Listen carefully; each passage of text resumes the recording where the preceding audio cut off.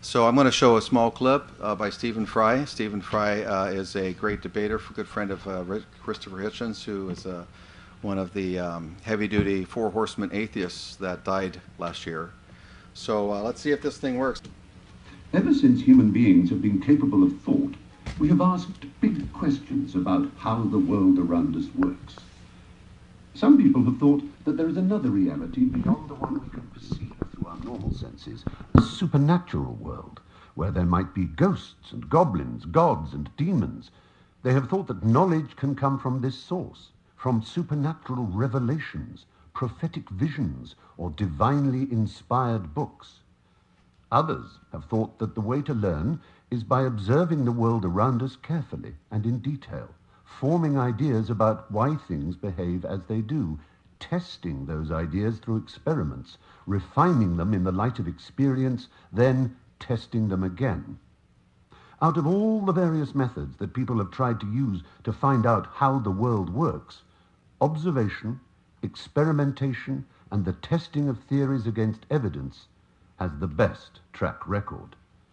Prophets have predicted the end of the world on many occasions, but we are still here. Ancient holy books contain a description of the universe which has turned out to be totally inaccurate.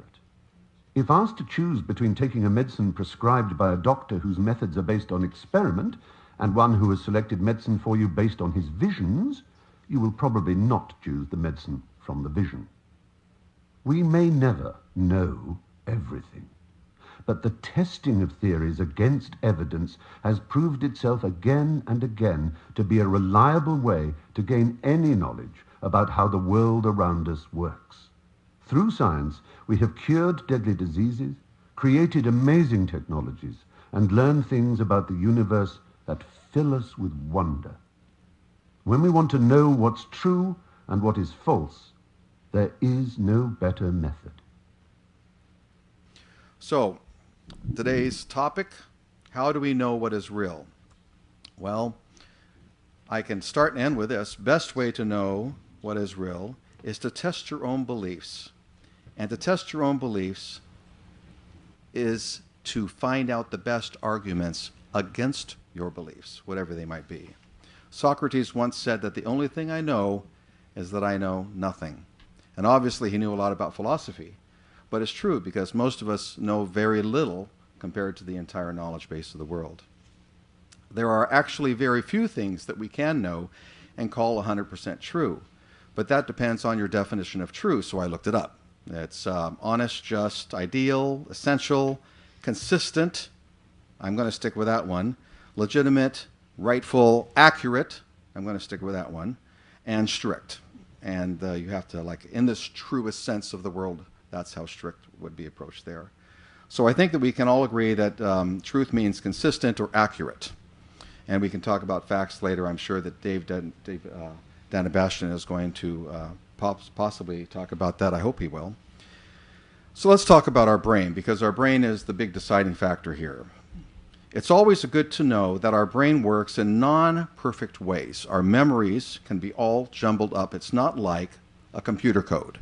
In fact, they don't allow witnesses anymore that are eyewitness witnesses because their brains can jumble up the facts. And actually, there's quite a lot of science of this right down at University Irvine with Loftus, Miss Elizabeth Loftus. We know that our brains do a very bad job without any type of critical thinking skills to find out what's true.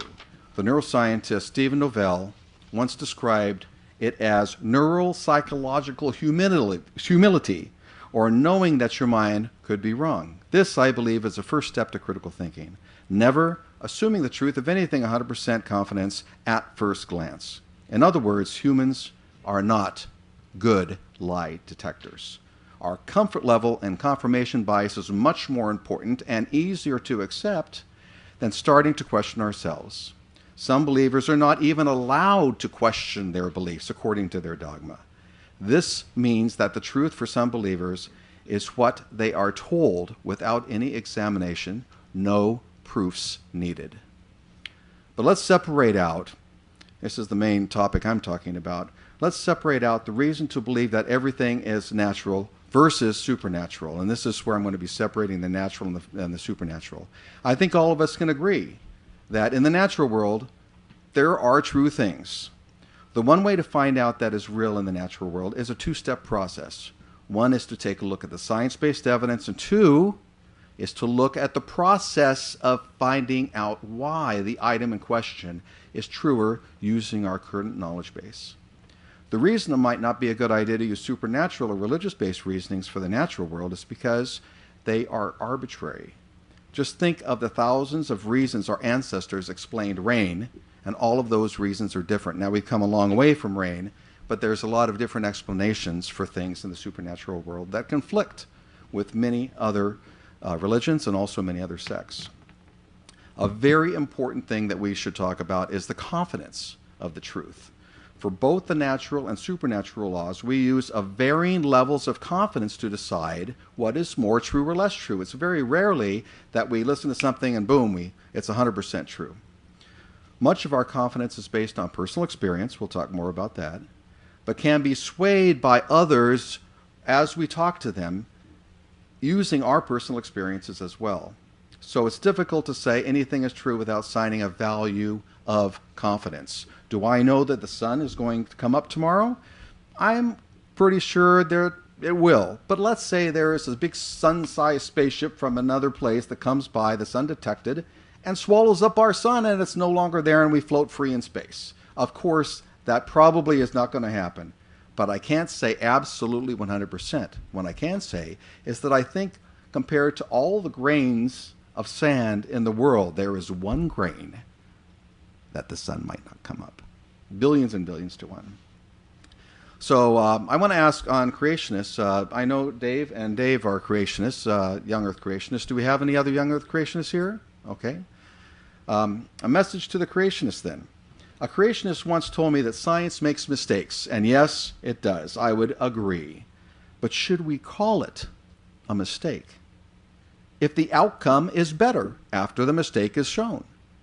This is how science actually operates. When it is found that something is not true, we can reject it and look for other explanations, maybe in an entirely different area. In other words, mistakes lead to discoveries that are more true. We can find that out with medicine. We could find that out with many things. Microwave ovens. We could find that out with cigarettes. We know cigarettes are bad now based on science. So mistakes are good for all of us. If a creationist thinks that using a particular scientific method gives you a false result in one area, like geology, paleontology, radiodactylic dating, that would be an interesting subject. Let's do some radioactive mating. Then, if you doubt those things that that conflict with your religion, you have to doubt other scientific methods among all areas. Just imagine that if you doubted that. That way you'd have to throw away your cell phones. They might cause cancer. Don't travel in airplanes. You can't trust them. Stop your microwave oven. This is all scientifically based. If you do one thing, you have to accept that all these other things using the scientific method might be wrong as well. Why? All question and answer period. Differences in the natural and supernatural. The truth is less likely when authority figures disagree, and more likely when they do agree. And this is both with the natural and supernatural. This is true. Speaking of authority figures, we are trained from birth to respect and obey authority figures. Mothers, fathers, grandparents, policemen, and teachers all play a role in this hidden and ever-present but subconscious psychological condition. All of us want to listen to authority figures. It makes us feel much more comfortable. The term freethinker is defined as one that there is no authority figure except for oneself. Let's go back to confidence. Our confidence level is very high when it comes to airplane travel, medicine, auto safety, and even disinfecting hands from germ control, as we well know throughout the world. Hundreds of other examples from scientific fields gain our confidence as well. Our confidence level that these things are true is very close to 100%, like I mentioned earlier. Speaking of the supernatural believer, though, the confidence is usually at 100%, but the ideology and dogma differs from religion to religion. You ask a Muslim if he's 100% confident, you'll get that 100%. If this is the case, why should we trust any religion is true and should be used to guide our everyday life? If a believer states that there is only one true religion, as many do, how can we tell if it's true?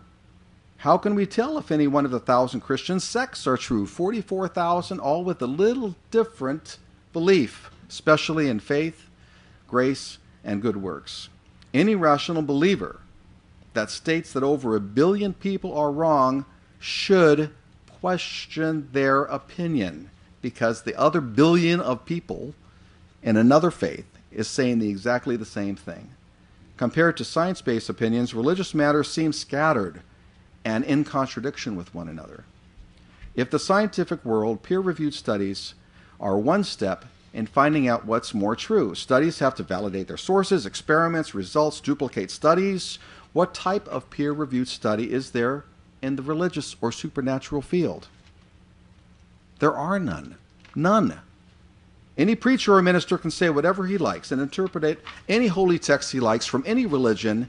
There is no consensus of how to get to heaven through what I mentioned before, big three: good works, faith, or grace. There are 44,000 sects in just the Christianity alone, each one with a slightly different interpretation. If you go to one church, walk across the street, you'll find a different interpretation. The only exception for the one religious individual that does not know that there are many interpretations from any holy text he worships. And doesn't most believers fit this dilemma? Meaning that you don't know there are different interpretations because you accept your authority figure. Let's go into some supernatural proofs. I'm going to actually offset. We don't have an actual rebuttal here. We have a question and answer period. We have a short discussion that we'd like to include. Debbie, I forgot I didn't mention this. After our opening statements, we're going to talk with each other before we go into Q&A. Maybe that would be a good time after that to have the break. Dave here might, and I think that he has in the past, be mentioning the Bible. He is a Bible expert. He is a scholar. He is one of the best scholars I know. But when he talks about the Bible, listen carefully, because he's actually arguing against himself. The reason is because if you pick any holy text, you can argue that that holy text is correct. And I'm sure that Dave, if he was born in Egypt, might believe in some other religion than Christianity. What about personal experiences? He's going to argue, possibly personal experiences. Maybe some of you have proven, your personal experience have proven your faith to be true. It's actually an argument against yourself. If you look at other people in other religions, they have the same personal experiences. Who's to say what is true?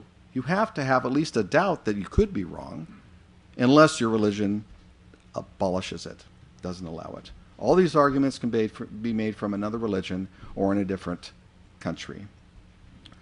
So what's the harm in believing the wrong idea or the right one?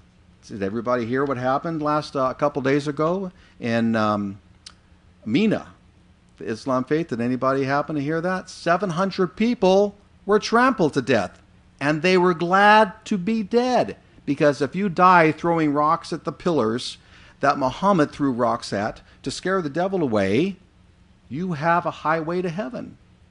It demeans this life to believe in a religion, even if you think it's 100% true. The best way to know your own beliefs are true is to know the best arguments against your beliefs. I'm going to skip a little bit here. If Christianity or any other religion was 100% true, it would be easy to tell, because the answers to the hardest questions, problem of evil, for instance, is a big one in Christianity, would be so strong that there would be no question that Christianity was true. There would be no fallacies, no logical contradictions. Everything would be easily explained, and they would be very little to criticize. But that's not the case. Christianity, if true, would be so strong and solid that an 8th grader could defend it from the smartest atheist. But that's not the case. There is not one argument I've seen that can convince me it's even 10% true. There's a lot of good things in the Bible, but there's also a lot of good things in many, many other religions. I'm open to being converted that Christianity is true. I really am. If the evidence was there, if any religion was so true that all unabashed, educated atheists were joining it in droves, I would consider it. Religion, especially Christianity, can be extremely confusing on what sect you want to join. All of them have different demands on the Christian and different ways to get to heaven. They all have different doctrines and believe in things that other sects would consider only an apostate would do. Speaking in tongues, not dancing or drinking, not going to church. Just pick your own cafeteria. The best way to know that your own beliefs are true is to find the best arguments against your beliefs. Thank you.